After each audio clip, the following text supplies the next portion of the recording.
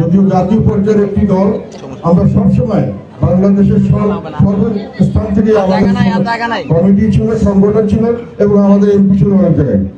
আমরা শুধু রংপুরের জন্য ছিলাম না, তথাপি বাংলাদেশের মানুষ, বিশেষ করে উত্তরবঙ্গের মানুষ এটাকে উত্তরবঙ্গের নিজস্ব দল বলে তারা বুকে ধারণ করেছেন।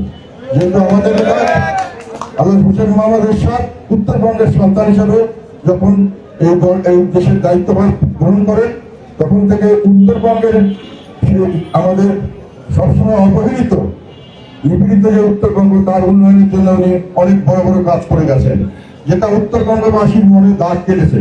এর আগে অনেক সরকার এসছে, পরে অনেক সরকার এসছে। দেশের সময় উত্তরবঙ্গের যে উন্নয়ন, যেগুলো স্বাভাবিকভাবে উত্তরবঙ্গের একটা সারা দেশের মধ্যে যে একটা পরিচিতি এবং তাদেরকে অগ্রসর হওয়ার জন্য যেগুলো সুযোগ সুবিধা দরকার ছিল সেগুলো উনি করে গেছিলেন। এবং সেই কারণে এখন পর্যন্ত আমাদের উত্তরবঙ্গের মানুষ, রংপুরের মানুষ এটাকে নিজস্ব দল বলে মুখে ধারণ করে। এই হয়েছে একটি জাতীয় পর্যায়ের রাজনৈতিক দল। তা আমাদের কাছে এটা গর্বের বিষয় যে আমরা উত্তরবঙ্গের সন্তান হিসেবে সারা দেশকে দীর্ঘদিন পরিচালনা করার সুযোগ পেয়েছে আমাদের দল। আমরা বিভিন্নভাবে দেশ ও জাতি সেবা করার সুযোগ পেয়েছি এবং সেই সঙ্গে আমরা সবসময় উত্তরবঙ্গের সন্তান হিসেবে উত্তরবঙ্গের প্রতি আমাদের বিশেষ দৃষ্টি ছিল। আমাদের সামনের দিকেও আমরা বিশ্বাস করি।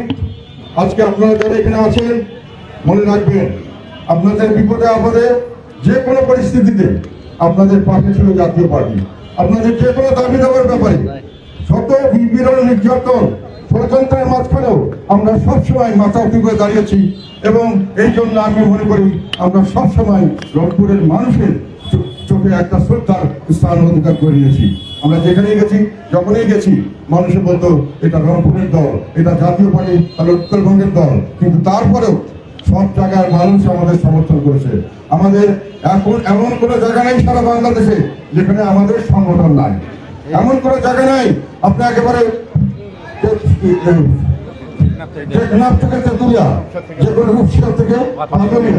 যে কোনো জায়গায়, সুন্দরবনের ভিতরে গিয়েও, গ্রামে গঞ্জে যে কোনো একটা জায়গায় আপনি যদি ভিতরে গিয়ে যদি জিজ্ঞাসা করেন, কোনো চরে গিয়ে জিজ্ঞাসা করেন এখানে কি জাতীয় পার্টির কেউ আছে, আপনি দু চারজনের হাত তুলতে দেখতে পাবেন। সেটা হলো আমাদের গর্বের বিষয়। ষড়যন্ত্র 90-এর পর থেকে আমাদের বিরুদ্ধে যদি যারা ক্ষমতায় ছিল সকলেই ষড়যন্ত্র করে আমাদের দলকে ধ্বংস করার চেষ্টা করেছে। আমাদেরকে জেল, জুলুম, জরিমানা বিভিন্নভাবে আমাদের কার্যক্রম বন্ধ করার চেষ্টা করেছে।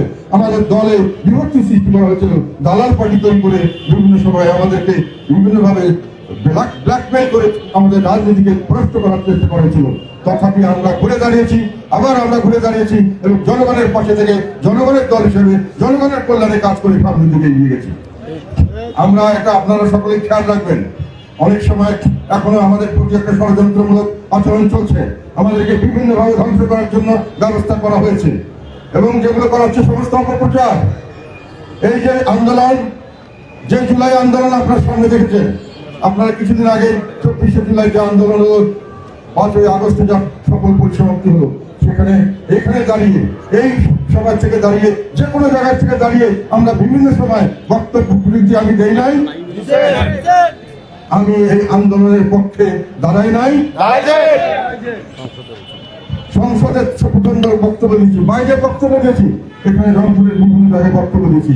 তারপরেও সারা দেশের পত্র পত্রিকায় যদি আপনারা দেখেন, তখন দেখবেন প্রতিদিন আমাদের বক্তব্য আছে। আমরা তৎকালীন সরকারের বিরুদ্ধে তাদের যে বিভিন্নভাবে অত্যাচার, নিপীড়ন, নির্যাতন করা হচ্ছিল তার বিরুদ্ধে আমরা সোচ্চার ছিলাম এবং আমাকে রংপুরে যত সংগঠন শক্তিশালী ছিল আমি বলেছিলাম রংপুরের মানুষ, সরাসরি সমস্ত দেশের মানুষ আমাদের জাতীয় পার্টির এই আন্দোলনের সঙ্গে ছিল। রংপুরে আমি বলেছিলাম ছাত্র সমাজকে দিয়ে সরাসরি তোমরা যখন সফলতা হলো, আমরা এই প্রথম সরকার গঠনের জন্য আমরা সহযোগিতা করেছি এবং আমরা পরবর্তীকালে আমি আহ্বান জানিয়েছিলাম যে দেশ ঐক্যবদ্ধ হয়েছে। যে কোনো মানুষকে ধরেন, সাধারণ মানুষ, এমনকি আওয়ামী লীগের মানুষ, বিভিন্ন দলের মানুষ, দল মত নির্বিশেষে তারা কি আন্দোলনে অংশগ্রহণ করেছে, দলের কথা চিন্তা করে নাই। তাদের সন্তানের কথা চিন্তা করেছে, দেশের কথা চিন্তা করেছে, তাদের ভাই হিসাবে, তাদের বাবা হিসাবে, তাদের মা হিসাবে, তাদের বোন হিসাবে তারা এখানে দাঁড়িয়েছিল এবং সেই জন্যই এই আন্দোলনটা সফল হয়েছিল। আমি বলেছিলাম তৎকালীন যখন প্রধান উপদেষ্টার কাছে যে আপনি সব একটা একতাবদ্ধ দল, একতাবদ্ধ দেশ পেয়েছেন, এটাকে নিয়ে সামনে এগিয়ে যাওয়ার ব্যবস্থা করেন, একতাকে রাখেন, আমরা সকলে মিলে কাঁধে কাঁধ মিলিয়ে এই দেশকে সামনে নিয়ে যাবো। যারা দোষ করেছে তার শাস্তি হোক। তারপর আমি একটা কথা বলছিলাম যে দক্ষিণ আফ্রিকায় ট্রুথ অ্যান্ড রিকনসিলিয়েশন কমিশন করে ওখানে শ্বেতাঙ্গ এবং কৃষ্ণাঙ্গের মধ্যে দীর্ঘদিনে ভুলে গিয়ে তারা এক হয়েছিল, তাদেরকে শাস্তি দেওয়া হয়েছিল, যেভাবে কিছু ক্ষমা করা হয়েছিল, এইভাবে দেশকে একতাবদ্ধ করা হয়েছিল। এই ধরনের কোনো ব্যবস্থা নিলে আমি মনে করি ভালো হবে। কিন্তু আমরা ওনার কথা শোনার পরে উনি শুনলেন, বললেন দেখবেন, কিন্তু পরবর্তীকালে 2 মাস পরে হঠাৎ করে উনি যখন বিদেশ থেকে ঘুরে এসে বলেন যে আমাকে নিয়োগদাতা হলেন এই আমাদের কিছু সমন্বয়করা এবং এরা আমাদের অভিভাবক হিসাবে এই মন্ত্রণালয়ে কাজ করবে। উনি বললেন না যে আমাকে আমার নিয়োগদাতা হলেন জনগণ, উনি বললেন না যে আমি জনগণ আমার গার্জিয়ান, জনগণের ব্যাপারে আমি দেখাশোনা করবো, আমি জনগণের কাছে দায়বদ্ধ থাকবো, উনি বললেন না। উনি বললেন যে এই যে কয়েকটি মানুষ, এনারা আমার নিয়োগদাতা এবং এনাদের আমি তাদের কাছে আমি জবাব দিই বা অথবা তাদের কাছে আমি তারা আমার অভিভাবক, আমার এই সরকার তাদের কথা মতো চলবে। উনি ঘোষণা দিলেন। উনি বললেন যেটা একটা মেটিকুলাসলি ডিজাইন করা হয়েছে, জনগণ স্বতঃস্ফূর্ত আন্দোলন করেছে, আমরা স্বতঃস্ফূর্ত আন্দোলন করেছে, ওটা উনি অস্বীকার করলেন। উনি বললেন যে মেটিকুলাসলি ডিজাইন করা হয়েছে, এখানে মাস্টার মাইন্ড আছে, এখানে যারা এই পরিচালনা করেছে।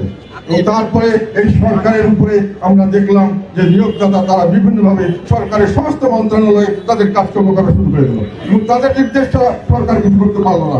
জনগণ এখানে, জনগণের কোনো অধিকার, কোনো কথাবার্তা কেউ শুনলো না। জনগণের কথা আমাদের হঠাৎ করে তারা একটা নির্দেশ দেওয়া শুরু করলো এবং তারা পরিষ্কারভাবে দেশকে বিভাজনের দিকে নিয়ে গেল। যখন এই ঘটনার পরে আপনারা সকলে মনে আছে, 2 মাস পরে অক্টোবরের 5 তারিখের পরে আগস্টের 5 তারিখের পরে অক্টোবরের 7 তারিখ বা কোথাও হঠাৎ করে দুজন সমন্বয় তাদের ফেসবুকে বললেন যে এই দলটি দোষর, এদেরকে রাজনীতি করতে দেওয়া হবে।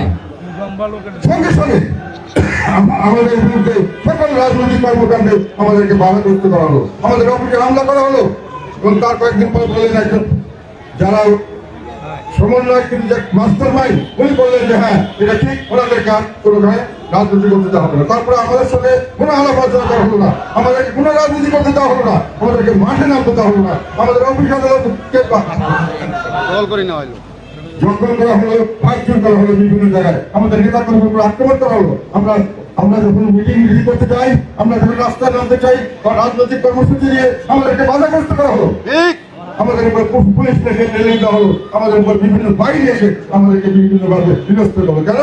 যে তারা সমন্বয় মাস্টার প্ল্যান তারা আমার এটা চাচ্ছে না।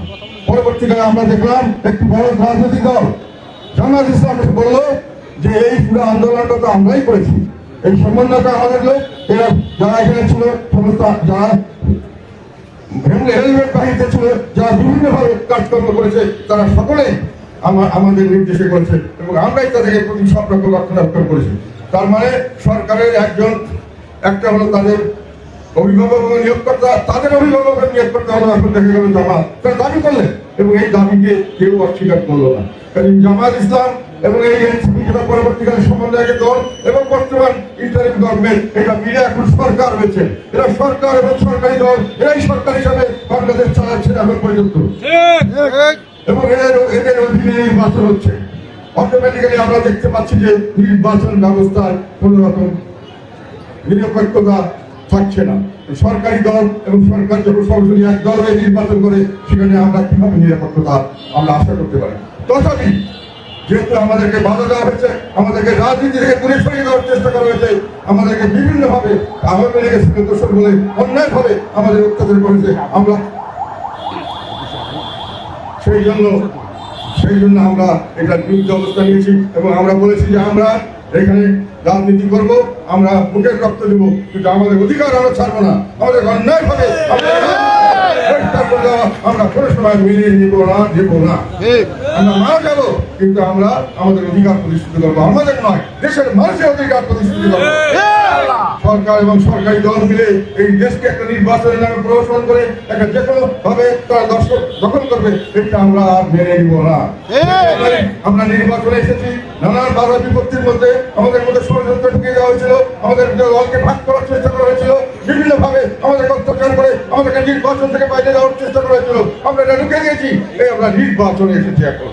এখন নির্বাচনে আসার পর আমরা দেখছি আমাদের বিভিন্ন মানুষকে জেলখানে আটকে রাখা হয়েছে, তাদেরকে মুক্তি দেওয়া হচ্ছে না।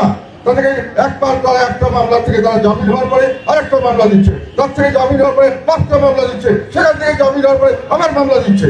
এইভাবে 3 জন লোককে আমাদের আটকে রাখা হয়েছে। আমরা এদের মুক্তির জন্য দাবি জানাচ্ছি, দাবি জানিয়েছি, এখনো বলছি তাদেরকে জামিন দেওয়ার ব্যবস্থা করে। আর আমাদের নেতা কর্মী এবং যারা বিশেষ করে আওয়ামী লীগ অন্যান্য দল, এই বিষয়ে আমি বলতে চাই, আওয়ামী লীগ দল হিসেবে এখন নিষিদ্ধ নয়। আওয়ামী লীগকে যদি আপনি রাজনীতি না করতে চান, একটা অ্যাডমিনিস্ট্রেটিভ অর্ডার করা হচ্ছে, এটাও ত্রুটিপূর্ণ আমি মনে করি। তারপরেও কিন্তু তাদের মানুষকে আপনি ভোট দিতে দিবেন না, এই ধরনের তাদেরকে নাগরিকত্বের অধিকার তাদেরকে দিবেন না, এটা কোনো দেশে কোনো সময় তারা যদি নির্বাচনে আসতে চায় তাদেরকে অত্যাচার করা হচ্ছে, তাদের উপর প্রেশার দেওয়া হচ্ছে যে আমাদেরকে ভোট দিলে আসতে পারবে, অন্য লোককে ভোট দিলে আসতে পারবে না। আমাদের কাছে ভোট দিলে তোমরা ঠিক আছে, কিন্তু জাতীয় পার্টিকে ভোট দিলে তোমরা করতে পারবে না। কেন? জাতীয় পার্টির অপরাধ কি? জাতীয় পার্টিকে তারা ভোট দিতে পারবে না কেন? এবং একইভাবে আমাদের দেশের যে সংখ্যালঘু সম্প্রদায় তাদের উপর অত্যাচার চাপিয়ে হচ্ছে, বিভিন্নভাবে নির্যাতন করা হচ্ছে, বিভিন্নভাবে তাদেরকে বিশেষ করে দেওয়ার চেষ্টা করা হচ্ছে, যাতে করে তারা নির্বাচনে ঠিকমতো অংশগ্রহণ করতে না পারে। এবং তাদেরকে বলা হচ্ছে একই কথা যে আমাদের দল দাও, আমাদেরকে করো। কে বলছে? সমাজ বলছে, বিএনপি বলছে তাদের কোনো অপরাধ নাই, এনসিপি বলছে তারা নিচ্ছে, আমাদের লোকটা তারা নিচ্ছে, ভাগিয়ে দিচ্ছে।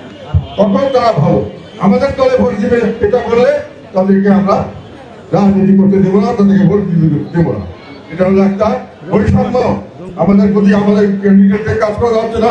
আমাদের নেতা কর্মী অনেক জায়গায় মিথ্যা মামলা দিয়েছে, এই যে মামলাগুলো মিথ্যা, এটা সবাই জানে। মামলা যে মিথ্যা, এটাকে বল প্রচার করছেন আমাদের পুলিশের চিনি বলছেন 99% এই মামলাগুলি ভুয়া মামলা। আমাদের আইন মন্ত্রক অ্যাডভাইজার উনি বলেছেন এই মামলাগুলি বেশিরভাগই ভুয়া মামলা, কিন্তু ওনারা মামলাগুলোকে কোনোরকম ব্যবস্থা গ্রহণ করছেন না। এই ভুয়া মামলার সুযোগ নিয়ে উনি আমাদের মতো লক্ষ লক্ষ নিরহ মানুষকে তাদের ধরছেন, জেলে দিচ্ছেন, বিভিন্ন ভাবে তাদের উপরে চাপ সৃষ্টি করছেন, এইটাই তাদের শক্তি দেখাচ্ছেন এই মামলার মাধ্যমে। এই একটা কারণ, একটা কারণ রংপুরবাসী